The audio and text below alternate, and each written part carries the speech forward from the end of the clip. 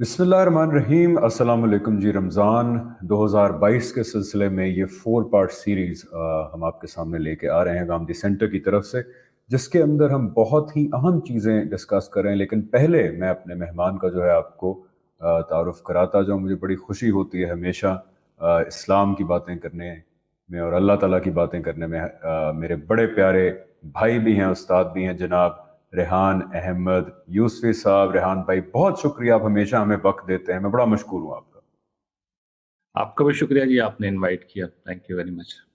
Thank you so much जी। हम लोग basically जो डिस्कस कर रहे हैं वो बहुत ही इम्पोर्टेंट 8 पॉइंट्स हैं। रेहान भाई ने बड़ी खिदमत अंजाम दी है कि जो अल्लाह ताला हमसे चाहते हैं या जो अल्लाह ताला इंसानों से चाहते हैं, जो मुतालबात हैं उनको 8 नुकात की सूरत में जो है वो हमारे सामने रख दिया, ताकि किसी भी मुसलमान को, किसी भी इंसान को बहुत ज़्यादा तगोदो ना करनी पड़े ये जानने के लिए कि अल्लाह ताला आखिर हमसे चाहते क्या है। क्योंकि बदकिस्मती से अल्लाह ताला हमसे क्या चाहते हैं, कोई बड़ा कॉम्प्लिकेटेड जो है वो इशू बना दिया गया, खासतौर पर मुसलमानों के अंदर। इसलिए इतने फिरके हैं, इतनी आइडियोलॉजीज हैं। तो ये बड़ी खिदमत है आपकी रेहान भाई, थैंक यू सो मच।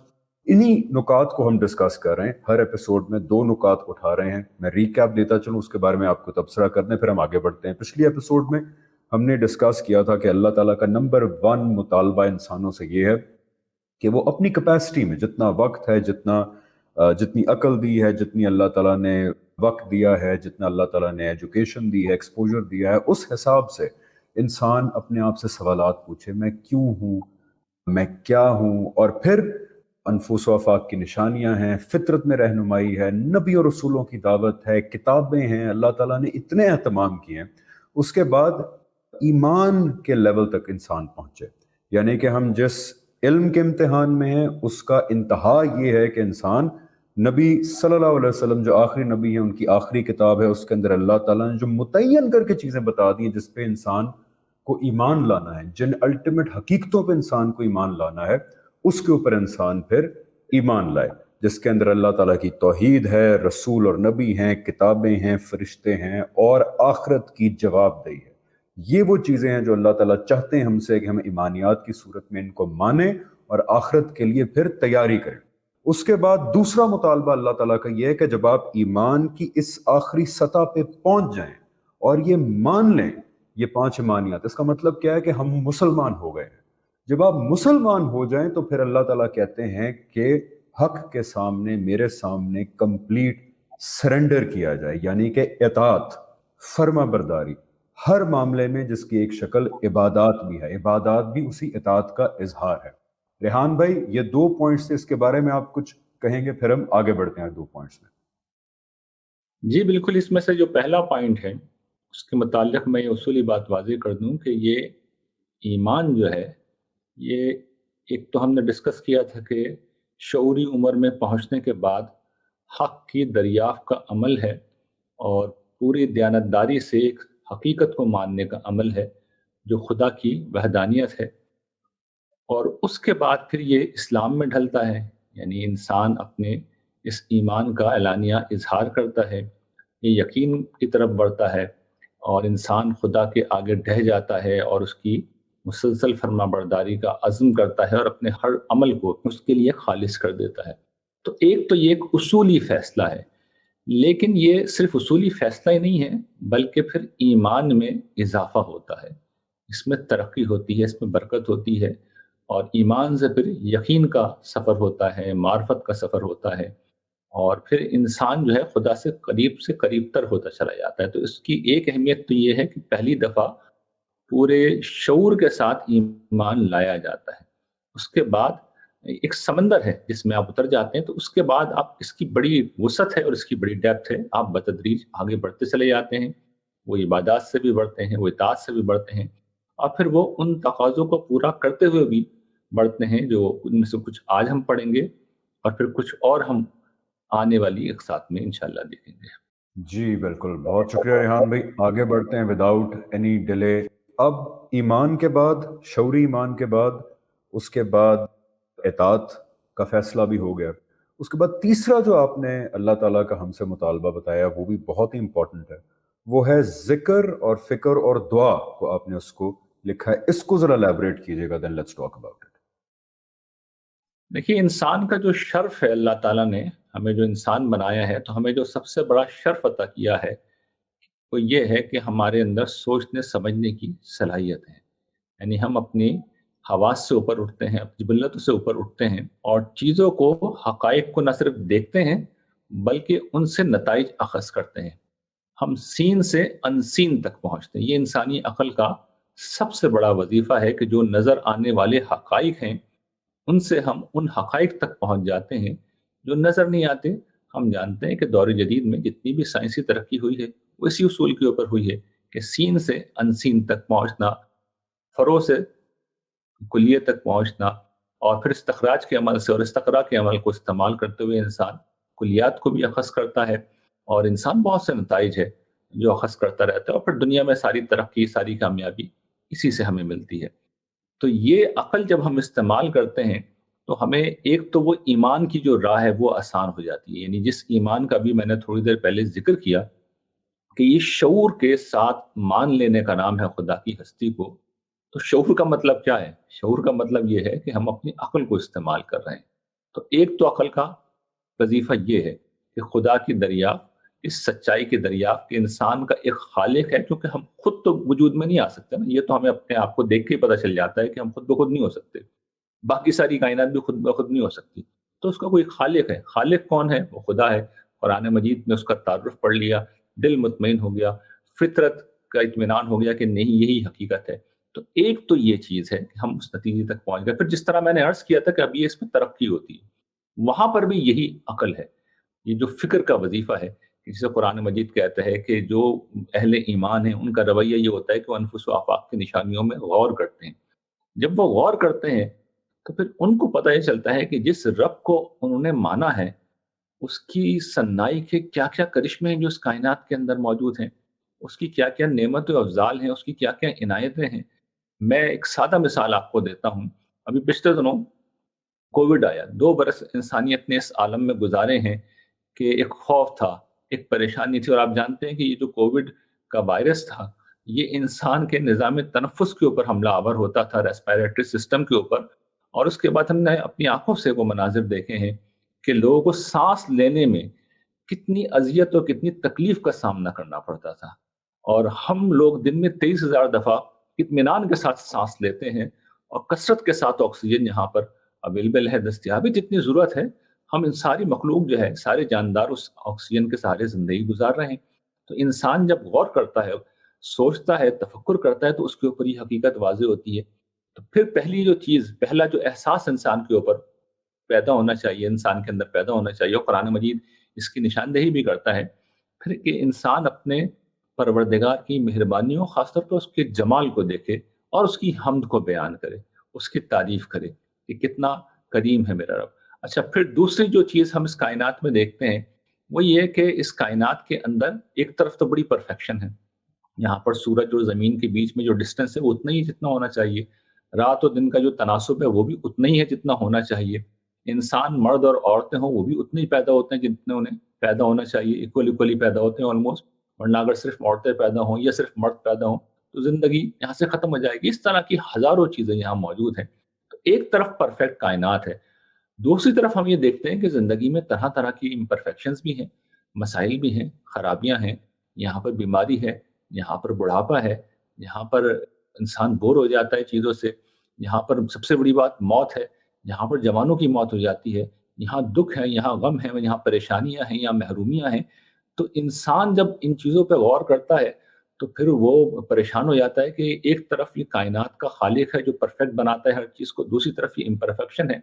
तो ऐसे में कुरान आके ये कहता है कि तुम खुदा की रहमत से मायूस मत हो, बल्कि उसकी तस्बीह बयान करो, उसकी पाकी बयान करो। और ये पाकी किस चीज़ का नाम है? इस चीज़ का नाम है कि मेरे रब में कोई ऐब नहीं है, मेरे रब के अंदर कोई खराबी नहीं है, उसकी कोई गलती नहीं है, कोई चीज़ उसकी तरफ से गलत नहीं हो रही। तो इस पस मंज़र में खुदा की पाकी बयान करने का कुरान हुक्म देता है। यहाँ पे मैं एक एडिशनल सवाल जो है वो आपके सामने इसी ज़ुमरे में रखना चाहता हूँ, बिकॉज़ अक्सर लोग ये एक तनकीद उठाते हैं अल्लाह ताला ने जो कुरान में बताया है हमें, उसके अंदर अल्लाह ताला ऐसा लगता है कि अपनी तारीफ़ कर रहे हैं, यानी कि हमसे भी मुतालबा कर रहे हैं कि देखो मेरी तारीफ़ करो اور اپنی بھی وہ تعریف کریں، تو لوگ کہتے ہیں کہ یہ اللہ تعالیٰ کو کیوں ضرورت محسوس ہوئی کہ وہ ایک تو ڈیمانڈ کریں کہ میری تعریف کی جائے، میری شکر گزاری کی جائے. وہ کہتے ہیں ذرا یہ تھوڑی سی آف بات لگتی ہے. اور پھر کئی جگہ پہ قرآن کے اندر اللہ تعالیٰ جو ہے خود بھی اپنی تعریف کرتے ہیں. تو یہ میرے خیال ہے بڑا امپورٹنٹ ہے اسی بات کو آگے بڑھانا. جی جہان بھائی. دیکھیے انسانی تاریخ جو ہے فکری طور پہ کئی مراحل سے گزری ہے. اس میں سے ایک جو دور تھا وہ عقیدے کا دور تھا. اس کے بعد جو اگلا دور آیا ماڈرنزم، اس میں یہ جو عقیدہ تھا یعنی خدا تھا، یہ ڈرائیونگ سیٹ پہ تھا یونیورس کی. تو اس ماڈرنزم میں ہوا یہ کہ انسان نے خدا کو ڈرائیونگ سیٹ سے ہٹایا اور خود اس جگہ پہ جا کے بیٹھ گیا. اب انسان خود خدا ہے، اس نے اپنے معیارات سیٹ کی ہیں، اسی کے حساب سے وہ چیزوں کو دیکھتا ہے. ہیومنزم وغیرہ کے جو فلسفے ہیں وہ اسی چیز کو بیان کرتے ہیں. تو انسان کی اپنی ایک اخلاقیات ہے، اس کے اخلاقی اصول ہیں. ان اصولوں کی بنیاد پر وہ کرتا یہ ہے کہ خدا کو بھی پرکھنا شروع کر دیتا ہے. یعنی اپنا میجرمنٹ ٹیپ لیتا ہے اور خدا کی بلند اور عظیم ہستی کو پرکھنا شروع کر دیتا ہے. چنانچہ اب انسانوں کا پیمانہ یہ ہے کہ کوئی شخص اپنی تعریف کرے تو یہ کوئی اچھی بات نہیں ہوگی. آپ ایک معروف اداکار ہیں، بڑے ماشاءاللہ صاحب جمال ہیں، آپ اپنے آپ کو یہ کہنا شروع کر دیں کہ بھی میں بہت خوبصورت ہوں، میں بڑا فنکار ہوں، تو ہر شخص یہ محسوس کرے گا کہ یہ تو کوئی اچھی بات نہیں ہوگی. میں یہ بات کہوں تو اس کا کوئی جواز ہوگا، اس کی کوئی پلیسمنٹ ہوگی، یہ ایک اچھی بات سمجھی جائے گی. آپ اپنے منہ سے یہ کہنا شروع کر دیں تو یہ ہم میں سے ہر شخص کو فوراً بہت برا لگے گا کہ یہ کیا ہو رہا ہے، یہ تو نامعقول سی بات ہے. تو ہماری اخلاقیات میں یہ چیز اچھی نہیں لگتی. اب ادھر قرآن کھولتے ہیں تو قرآن کا پہلا جملہ یہی ہے الحمدللہ رب العالمین.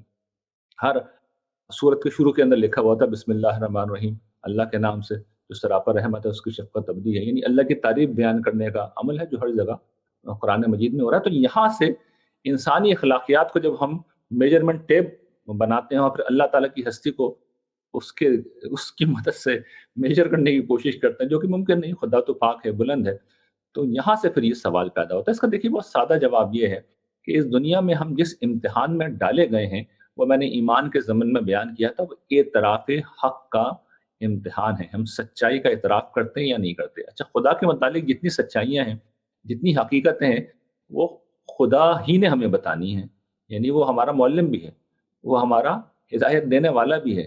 تو اللہ تعالیٰ جس وقت الحمدللہ رب العالمین کہتے ہیں اور بسم اللہ الرحمن الرحیم کہتے ہیں اور اپنی دیگر خصوصیات بیان کرتے ہیں، اپنی جب وہ تعریف محسوس ہوتا ہے کر رہے ہیں تو وہ تعریف نہیں کر رہے ہوتے، وہ ہمیں اطلاع دے رہے ہوتے ہیں، ہمیں مطلع کر رہے ہوتے ہیں، ہمیں انفارم کر رہے ہوتے ہیں. اور اس کا دیکھیے اللہ تعالیٰ کو تو کوئی فائدہ نہیں ہے. وہ قرآن میں یہ بھی بتا دیتے ہیں کہ وہ تو غنی عن العالمین ہے، وہ تمام جہانوں والوں سے بے پرواہ ہے. ہماری تعریف، ہماری حمد، ہماری تسبیح، ہماری کوئی بھی اچھا عمل خدا کو کوئی فائدہ نہیں پہنچا سکتا. لیکن جس وقت ہم حق کا اعتراف کرتے ہیں تو اصل میں جو آنے والی دنیا ہے اس کے لیے، وہاں کی نعمتوں کے لیے ہم اپنا میرٹ جو ہے وہ ثابت کر دیتے ہیں اور اس کی بنیاد پر ہمیں اعلیٰ ترین نعمتیں ملیں گی. تو اللہ تعالیٰ نے تو ہم پہ مہربانی یہ کی ہے کہ جو حق پرستی کا امتحان اس دنیا میں برپا کیا گیا ہے، اس میں گویا کہ ہماری پہلے سے ہی مدد کر دی کہ بھی یہ بھی ایک حقیقت ہے کہ تمہارا رب مہربان ہے. اور ہم واقعتاً دیکھتے ہیں کہ کائنات کے اندر تو خدا کی مہربانی کے نمونے، اس کے جمال و کمال کے نمونے ہیں. اور جنت کی جو نعمتیں رکھی ہیں وہاں تو جو کچھ امپرفیکشن اس دنیا میں پائی جاتی ہے وہ بھی ختم ہو جائے گی.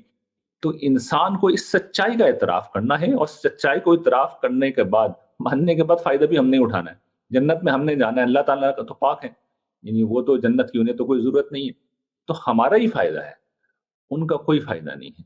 اور یہ اصل میں ہمارا امتحان ہے کہ ہم حق کا اعتراف کریں. اور اللہ تعالیٰ معلم ہے تو ان کا معاملہ تو یہ کہ الرحمن علم القرآن، کہ وہ خدائے رحمان ہیں، ان کی رحمت کا ظہور ہوا ہے کہ انہوں نے انسانوں کو قرآن سکھا دیا ہے.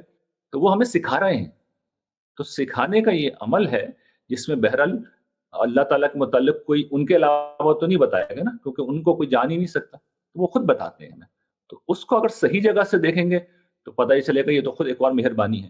اور اگر اس کو کوئی خود ستائی کا عمل سمجھیں گے تو ظاہر ہے کہ پھر یہ ایک بیوقوفی ہوگی. اللہ تعالیٰ کی ہستی ان ساری چیزوں سے بلند ہے. ریحان بھائی، یہ بھی کہنا غالباً جائز ہوگا کہ یہ جو اللہ تعالیٰ کا مطالبہ ہے کہ میرے شکر گزار بندے بن کے رہو، انسان اکثر یہ کہتا ہے نا کہ I want to rephrase it، کہ انسان اکثر یہ کہتا ہے کہ جی اللہ تعالیٰ کو ہمارے شکر کی کیا ضرورت ہے. تو آئی سی اٹ دس وے کہ جب انسان کو اس حقیقت کا ادراک ہو جائے، جیسے آپ نے کہا وہ فکر کے پروسیس سے ہوگا، وہ غور کے پروسیس سے ہوتا ہے ایمان کے بعد، کہ مجھے بنانے والی یہ ہستی ہے، مجھے ابدی زندگی، ابدی بادشاہی کے پراسپیکٹس کو آفر کرنے والی یہ ہستی ہے، میں سانس لیتا ہوں، میری سینس آف ٹیسٹ ہے، سائٹ ہے، ہیئرنگ ہے، سینس آف پلیجر ہے، یہ ہر چیز بنانے والی جو ہے یہ ذات ہے، مجھے نتھنگ، عدم سے وجود لانے والی یہ ذات ہے۔ اس کے بعد شکر گزاری کا جذبہ نکلنا، اس شکر گزاری کا اظہار ہونا، وہ تو ایک اخلاقی بنیادی تقاضا ہے۔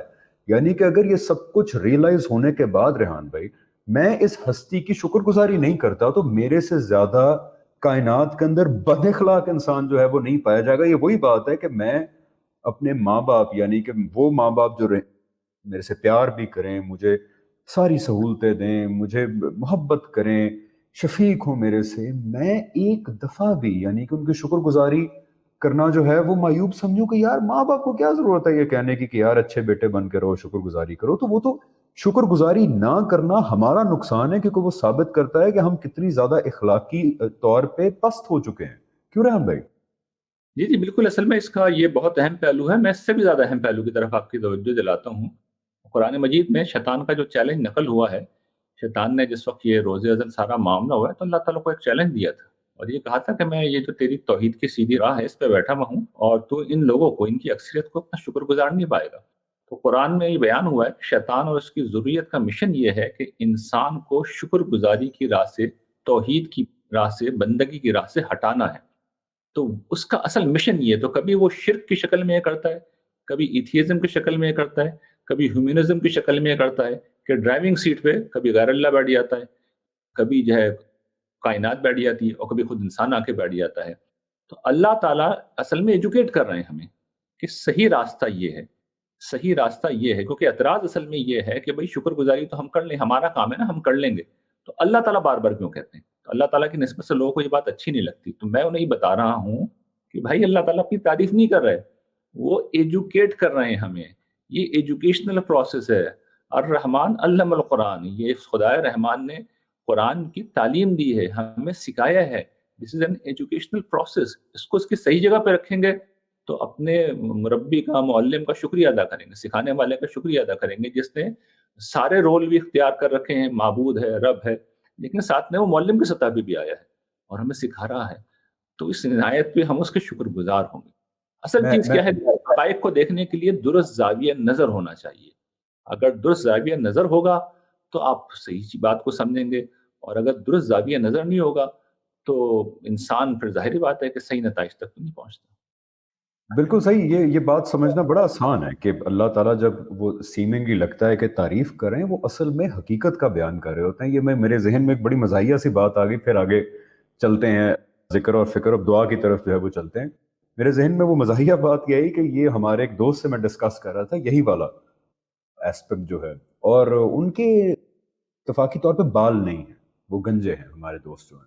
تو انہوں نے ایک بڑی مزے کی انالوجی ڈرا کی، کہتا ہے کہ یار یہ جو لوگ کہتے ہیں نا کہ اللہ تعالیٰ اپنی صفات جب بتاتے ہیں یا اپنے آپ کو ڈسکرائب کرتے ہیں تو ہمیں لگتا ہے کہ وہ تعریف کر رہے ہیں، یہ اسی طرح ہے کہ تم مجھے اپنے بارے میں بتاؤ، وہ کہتے ہیں کہ میں گنجا ہوں اور میں تم سے بات کروں اور تم مجھے اپنے بارے میں بتاؤ کہ جی میری داڑھی ہے، اور اپنے ڈسکرائب کرو اپنے آپ کو کہ میرے سر پہ بال ہیں اور میری داڑھی ہے، تو میں کہوں ارے دیکھو یہ اپنی تعریف کر رہا ہے بتا کے کہ میرے سر پہ بال ہیں کیونکہ میں گنجا ہوں۔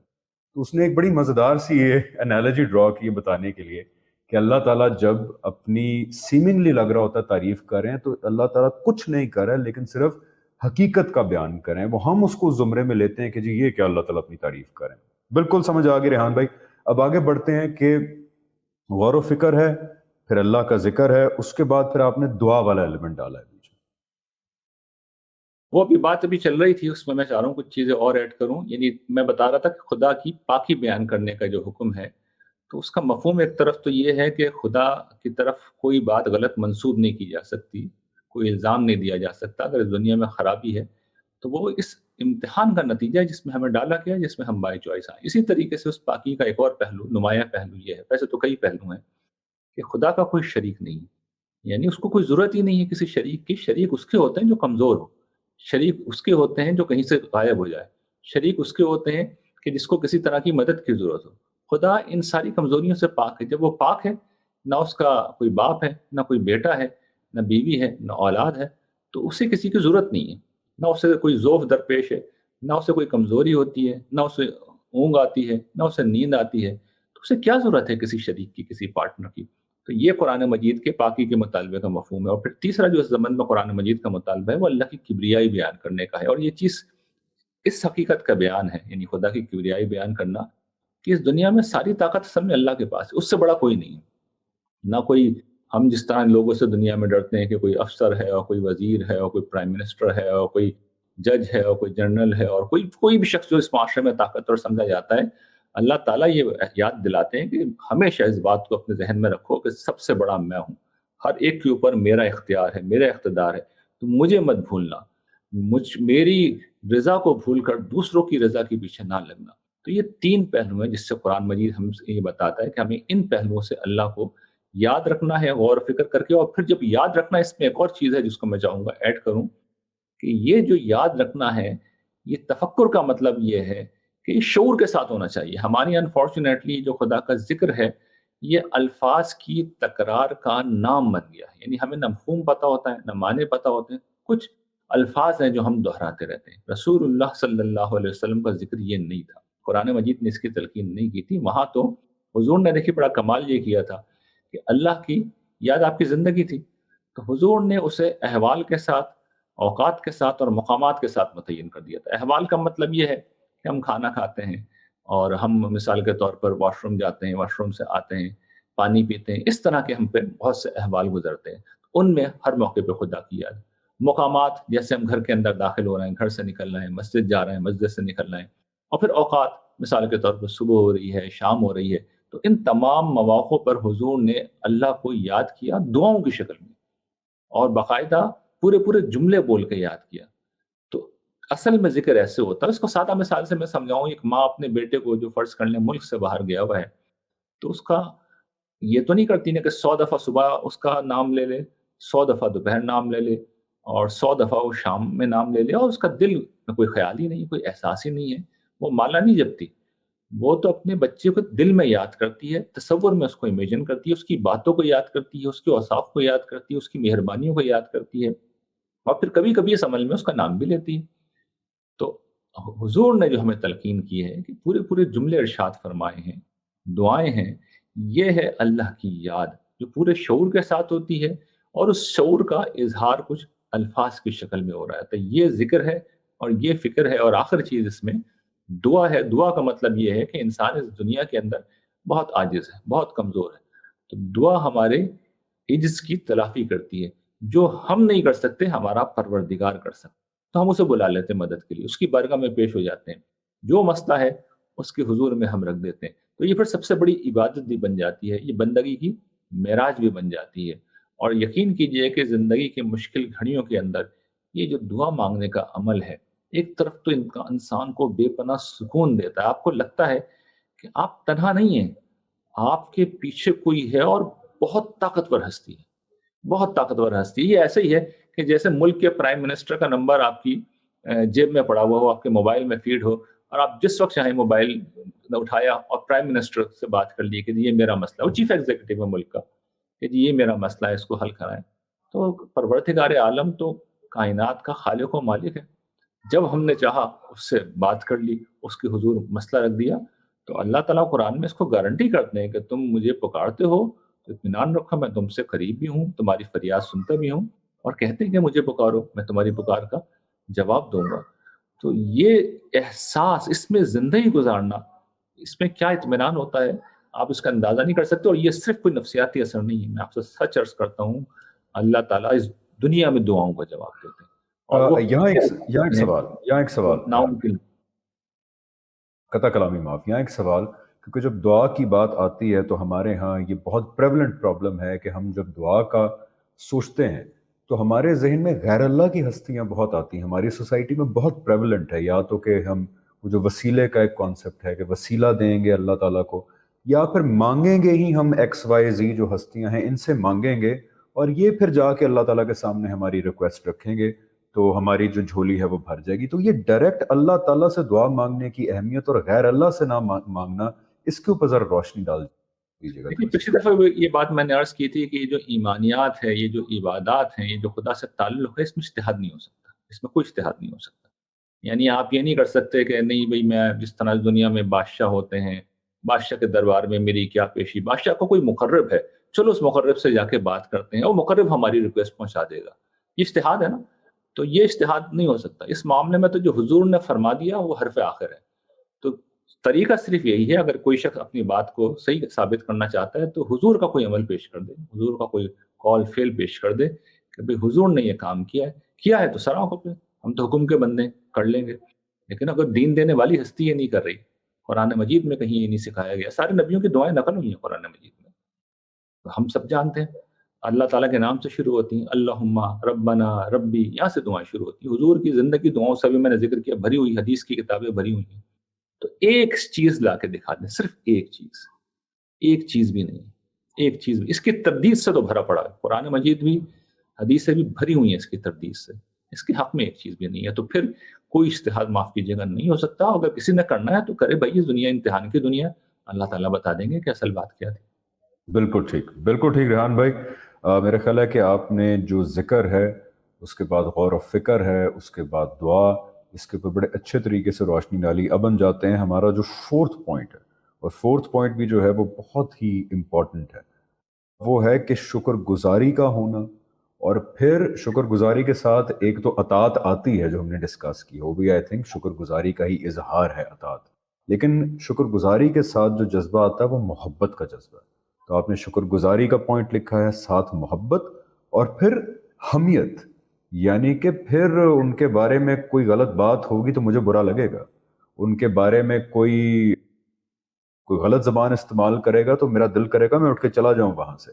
तो ये शुक्रगुज़ारी, मोहब्बत और हमियत अल्लाह ताला का जो मुतालबा है अपने इंसानों से, या जो नेचुरली पैदा होनी चाहिए, इसके ऊपर रोशनी डालिएगा। जी रेहान भाई। देखिए जी, बार-बार ये बात मैं अर्ज़ कर रहा हूँ कि इस दुनिया में असल में इंसान का इम्तिहान इख़्लाक़ी, और इंसान एक इख़्लाक़ी वजूद है, मोरल बीइंग है हम सब। हमारे अंदर एक एथिकल सेंस पाया जाता है। उसका तकाज़ा ये है कि जिस वक़्त इस दुनिया में कोई मेरे साथ मेहरबानी करता है, तो मेरी इख़्लाक़ी हिस्स ये कहती है कि मैं उस शख़्स का शुक्रिया अदा करूँ।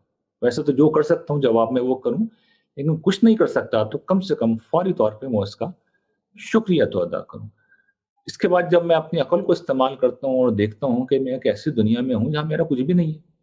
ना मेरे खाने का कोई मैं अपना बंदोबस्त कर सकता हूँ, ना पीने का कर सकता हूँ, ना मैं सूरज पे मेरा कंट्रोल, ना हवाओं पे मेरा कंट्रोल, ना समंदरों पे मेरा कंट्रोल, ना बारिशों पे मेरा कंट्रोल, या ना फसलों के पैदा होने पे मेरा कंट्रोल। एक ऐसी दुनिया में मैं जी रहा हूँ जहाँ मेरे हाथ में कुछ नहीं। और वहाँ मैं देखता हूँ कि इंतहाई लज़ीज़ किस्म के खाने खाने को मिल जाते हैं। आप गौर कीजिए कि कुरान मजीद तवज्जो दिलाता है कि हमने इतनी अनवा अक़साम के जानवर बनाए हैं, उनके लिए हम घास-फूस पैदा करते हैं। और तुम एक इंसान, एक ही नौ हो, एक ही स्पीशीज़ हो तुम, और हमने तुम्हारे लिए यानी नेमतों का एक दस्तरखान है जो लगा रखा है। सिर्फ़ जो ज़ायक़े हैं, उन्हीं को देख लें। हमारी ज़बान में जो टेस्ट बड्स हैं, वो किस तरह के ज़ायक़े महसूस कर सकते हैं। वो ज़ायक़े वहाँ मौजूद हैं, खट्टा है, मीठा है। आज कहीं डिस्कशन हो रही थी तो मैं बता रहा था कि तल्ख़ भी इंसानों को ज़ायक़ा पसंद है, करेले लोग बड़े शौक़ से खाते हैं। तो एक दस्तरखान है हमारा नेमतों का।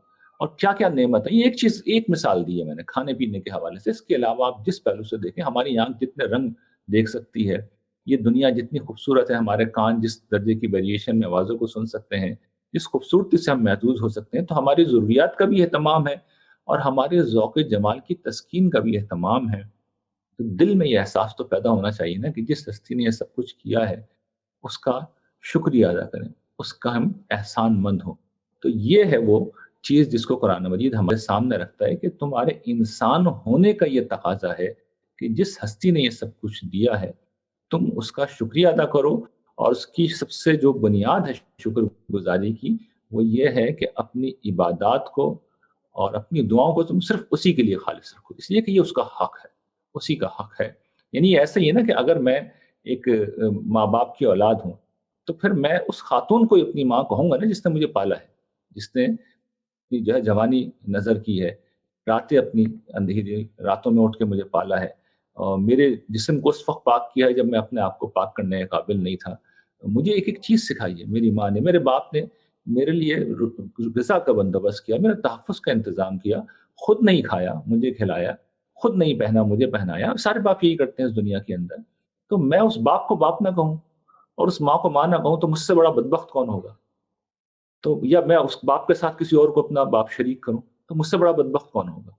تو یہی بات اللہ تعالیٰ کے حوالے سے بھی سمجھیں کہ ہمیں اس کا اعتراف کرنا ہے کہ وہی ہمارا رب ہے، اور اس کی عبادت میں ہم کسی کو شریک نہیں کریں گے، اس کی شکر گزاری میں بھی کسی کو شریک نہیں کریں گے۔ ہاں، انسانوں نے جو مہربانی کی ہے اس کا اعتراف کریں گے، وہ اپنی جگہ ہے، لیکن اس حیثیت میں نہیں، رب ہونے کی حیثیت میں نہیں، تو یہ شکر گزاری ہے۔ پھر شکر گزاری، دیکھیے انسان جس طرح کی مخلوق ہے، شکر گزاری اپنی جگہ پہ نہیں رہتی، جب احسان مسلسل ہونے لگے تو پھر یہ جو انسان ہے نا، یہ کیا کرتا ہے، اب یہ شکر گزاری کو محبت میں بدلنا شروع کر دیتا ہے۔ یعنی ہمارے یہاں جو ایک مرد عورت کے بیچ میں لو افیئر ہوتا ہے، اس کو تو میں اکثر بیان کرتا ہوں، یہ لو افیئر کچھ نہیں ہوتا ہے، لسٹ افیئر ہوتا ہے، انسان کی جبلتوں کا ظہور ہوتا ہے۔ جو اصل محبت پیدا ہوتی ہے جب میاں بیوی ساتھ رہتے ہیں اور ایک دوسرے کے لیے سیکریفائس کرتے ہیں، قربانی دیتے ہیں، اکوموڈیٹ کرتے ہیں، وہاں سے پھر ایک محبت ہے جو جنم لیتی ہے۔ رفاقت جو ہے وہ محبت کو جنم دیتی ہے، جب ایک دوسرے کی خیرخواہی دیکھتے ہیں، محبت دیکھتے ہیں، کیئر دیکھتے ہیں، سیکریفائس دیکھتے ہیں۔ تو یہ سب چیزیں جب ہم دیکھتے ہیں کہ خدا یک طرفہ طور پہ ہمیں دیے چلا جا رہا ہے اور جواب میں ہم کچھ دینا بھی چاہیں تو ہم کچھ کر نہیں سکتے، اب یہ نیچرلی یہ شکر گزاری محبت میں ڈھلتی ہے۔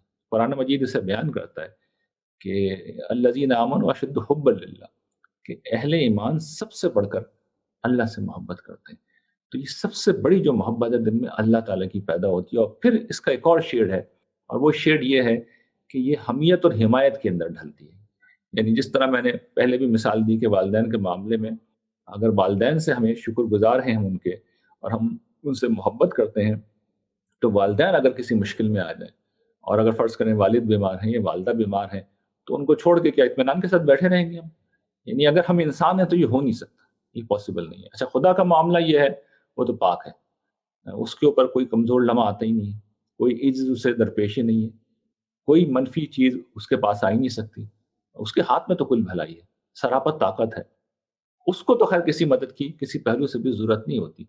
جہاں حمیت حمایت کی ضرورت پڑتی ہے وہ اس کا دین ہے، اس لیے کہ امتحان کی اس دنیا میں اللہ تعالیٰ نے طریقہ یہ بنایا ہے کہ وہ اپنے نبیوں اور رسولوں کو بھیجتا ہے، ان کے ذریعے سے انسانیت کو دین دیتا ہے، اور پھر انسانوں میں سے کچھ لوگوں کو یہ ضرورت ہوتی ہے کہ وہ اٹھیں اور نبی کی مدد کریں، اور نبی نہ ہو تو کوئی شخص اگر نبی کی تعلیم لے کر کھڑا ہو گیا ہے اور ہمارا دل مطمئن ہے، ہمارا ضمیر مطمئن ہے کہ یہ تعلیم تو عین قرآن مجید کے مطابق ہے، یہ تو عین حضور کی بات ہے، تو پھر یہ جو نصرت دین ہے یہ تو پھر ایمان کی گویا کہ کسوٹی بن جاتی ہے۔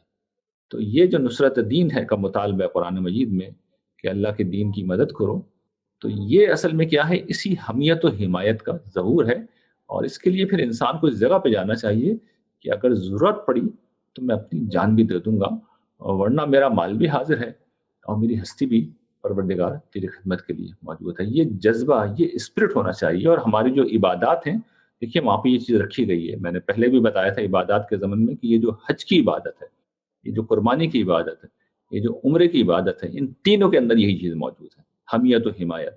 یعنی ہم کیا کرتے ہیں جس وقت عمرہ کرتے ہیں تو یہ بتاتے ہیں کہ میں نے اپنے آپ کو اپنے مالک کی نظر کر دیا، یعنی وہاں پہ آپ کو پتہ ہے نا کہ حلق کرتے ہیں، سر منڈاتے ہیں، تو وہ پرانے زمانے میں جب کسی کو غلام بنایا جاتا تھا تو اس کو حلق اس کے گنجا کر دیتے تھے، تو یہ اس کی علامت ہے۔ ہم حرم کا طواف کرتے ہیں، یہ کیا ہے، خدا کی ہستی کو اپنی زندگی کا مرکز و محور بنانا ہے، تو یہ گویا کہ خدا کی نظر کرنا ہے اپنے آپ کو۔ حج کے اندر اس میں ایک چیز مزید ایڈ کر دی گئی ہے، اور وہ یہ کہ اس نظر کے بعد کرنا کیا ہے، ایک تو عبادت ہے وہ کرنی ہے، لیکن اگر جنگ کا موقع ہے، اور جنگ کہاں ہے، شیطان اور انسان کے بیچ میں، تو اگر جنگ کا موقع آیا تو پھر میں اس جنگ میں غیر جانبدار نہیں رہوں گا، پھر میں پوری قوت سے اٹھوں گا، خدا کی طرف سے لڑوں گا، اور جان بھی دینی پڑے تو جو تیسری چیز ہے قربانی، وہ اس چیز کا بیان ہے کہ اس جانور کا جس طرح خون بہ رہا ہے تو مجھے بھی بہانا پڑا اپنا خون تو بہا دوں گا، میں اپنے رب کی نظر کر دوں گا۔ تو یہ اتنا اہم موضوع ہے کہ تین عبادات کا اللہ تعالیٰ نے اس کو مرکزی خیال بنا دیا، اور وہ عبادات جو ہیں وہ جاری کر دی ہیں۔ تو آپ اندازہ کیجئے کہ اس کی کتنی اہمیت ہے ہمارے دین کے اندر، کہ یہ گویا کہ اس غیرت ایمانی جو ہے وہ شکر گزاری اور محبت کا جو ہے منتہا کمال ہے۔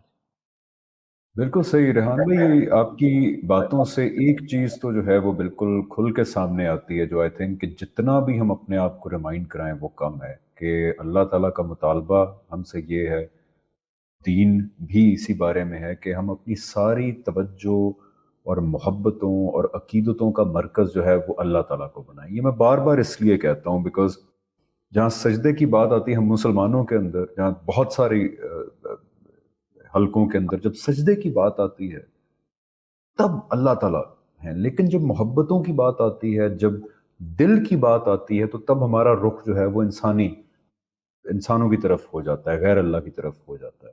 इसलिए ये बहुत इंपॉर्टेंट है कि मोहब्बतों का मरकज़, अकीदतों का मरकज़, यानी कि मुझे अगर हजूर अकरम सल्लल्लाहु अलैहि वसल्लम से मोहब्बत है तो वो क्यों है? वो सिर्फ इसलिए है कि वो अल्लाह ताला के जो है वो नबी हैं और रसूल हैं, उन्होंने अल्लाह ताला का जो है वो दोबारा आके इंट्रोडक्शन दिया, तो अल्लाह से मोहब्बत का तकाजा है, आप सल्लल्लाहु अलैहि वसल्लम से मोहब्बत। ये नहीं है कि मुझे आप सल्लल्लाहु अलैहि वसल्लम की मोहब्बत की वजह से अल्लाह ताला से मोहब्बत है, it's the other way around. इसके ऊपर ज़रा रोशनी डालिएगा, फिर हम इसको कंक्लूजन की तरफ लेके जाते हैं कि तमाम मोहब्बतों का मरकज़ जो है वो उस हस्ती को बनाया जाए जिसने हमें पैदा किया, जो अल्लाह ताला की ज़ात है, ना कि इंसानों की मोहब्बतों में गिरफ्तार रहें और सिर्फ जहाँ पे सजदे की बात आ गई, कुछ एहतराम की बात आ गई, वहाँ अल्लाह ताला की बात आ जाए। रेहान भाई।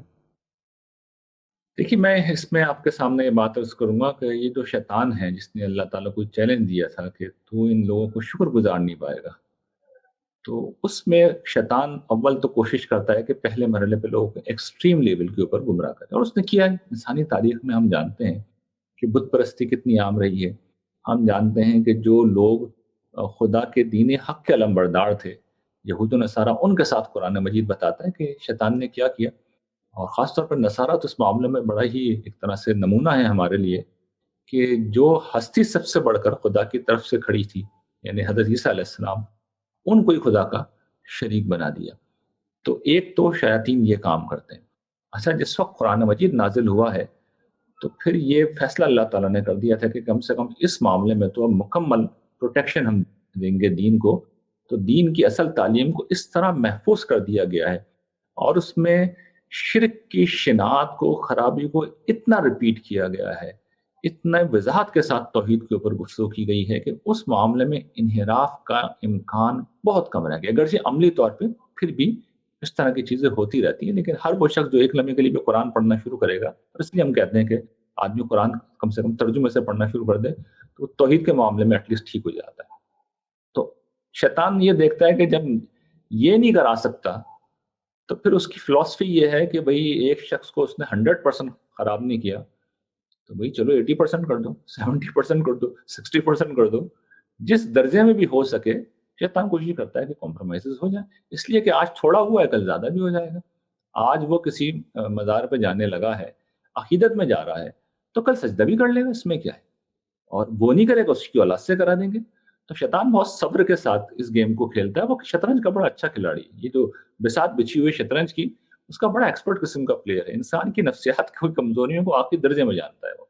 तो वो जानता है कि इंसान जो है उसके अंदर अज़्म नहीं होता, मुस्तकिल मिज़ाजी नहीं होती, और ये कि इंसान बड़ी जंप लगाने से डरता है, छोटे-छोटे गफ़लतें उससे हो जाती हैं। तो वो कहता है चलो छोटी से ही आ जाओ, कुछ तो हो। आज छोटी करोगे, कल बड़ी करोगे। आज छोटी चीज़ तुम कर लोगे, कल तुम्हारी औलादें बड़ी चीज़ करेंगी। तो वो यहाँ से लाता है, और उसके बाद रफ्ता-रफ्ता वो खराबी जो है over the years, over the decades, over the centuries बढ़ती चली जाती है। तो इसीलिए फिर वो बिलमुकाबिल नुसरत दीन की एक जंग की मुस्तकिल ज़रूरत पेश आती है। यानी शैतान तो मुसलसल अपना काम कर रहा है, वो इसी तरीके से कर रहा है। तो उसके बिलमुकाबिल दीन का तकाज़ा है कि कुछ लोग उठें और बगैर किसी खौफ व ख़तर के सही बात बताते रहें, तवज्जो दिलाते रहें, किसी को बुरा लगे तो लगे, लेकिन सच्चाई यही है कि हमारे नबी जो दीन लेके आए हैं, उसमें खुदा की हस्ती ही महवर व मरकज़ है, हुज़ूर की ज़िंदगी। कभी हुज़ूर की दुआएँ निकाल के पढ़ें, कुछ ना करें, सिर्फ़ हुज़ूर की दुआएँ निकाल के पढ़ें। आपको पता बिल्कुल। चलेगा कि असल में खुदा के स मोहब्बत करने वाले लोग कैसे होते हैं। यानी हुज़ूर इस मामले में आखिरी दर्जे का रोल मॉडल है। और कुछ भी ना करें, सिर्फ़ हुज़ूर की दुआएँ पढ़ लें, आपको पता चल जाएगा कि अल्लाह ताला की हस्ती क्या है हुज़ूर की नज़र में। और हुज़ूर के तरीके को जिसने छोड़ा, वो चाहे हुज़ूर के नाम पे छोड़े, हम्म। वो उसके लिए कोई खैर नहीं है, कोई खैर नहीं है। बिल्कुल बिल्कुल, ये आपने बड़ी खूबसूरत बात की। एक जो है वो समरी देता चलूं अभी तक, ہم نے ڈسکس کیا کہ اللہ تعالیٰ کے ہم سے مطالبات کیا ہیں، جس کے اندر نمبر 1 شعوری ایمان، نمبر 2 پھر بندگی اور اطاعت، اس کے بعد غور و فکر، اللہ تعالیٰ کا ذکر اور دعا، اور اس کے بعد نمبر 4 احساس شکر گزاری، محبت، ویری امپورٹنٹ، محبت اینڈ حمیت۔ 4 پوائنٹس جو ہیں ہم ابھی تک ڈسکس کر چکے ہیں ریحان بھائی، and 4 more to go. Thank you so much Rehan بھائی، آپ نے ہمیں وقت دیا۔ انشاءاللہ see you in the next episode. السلام علیکم ورحمۃ اللہ وبرکاتہ۔ وعلیکم السلام ورحمۃ اللہ۔